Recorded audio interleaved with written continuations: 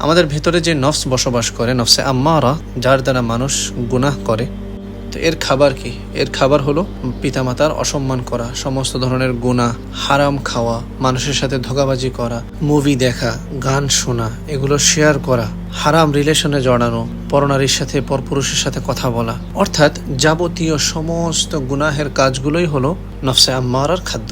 আরেকটা হলো খাওয়া দাওয়া করা। আর যে নফসে মুতমাইন্না আছে, এর খাবার কি? এর খাদ্য কি?